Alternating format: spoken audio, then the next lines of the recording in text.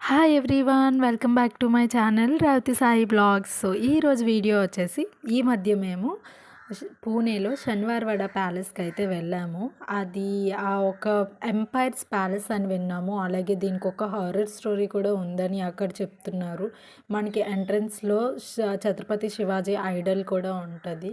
కానీ ఈ ప్యాలెస్ని చూస్తే మనకి అసలు దీంట్లో హర్రర్ స్టోరీ ఉంది అంటే మనం నమ్మలేము. ఎందుకంటే అక్కడ అంత ప్రశాంతమైన వాతావరణం, మొత్తం గ్రీనరీ ఉంది.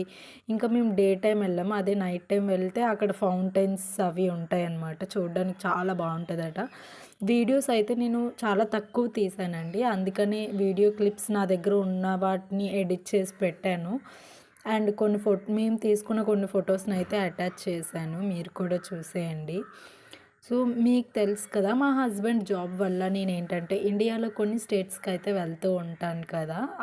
మేము వెళ్ళిన ప్లేస్ దగ్గరలో ఉన్న టూరిస్ట్ ప్లేసెస్ని విజిట్ చేయడం నాకు ఇష్టం అనమాట. సో మేము ఇలానే ఈ శనివారవాడ ప్యాలెస్ని కూడా గూగుల్లో సెర్చ్ చేసి అయితే వెళ్ళాము లొకేషన్కి.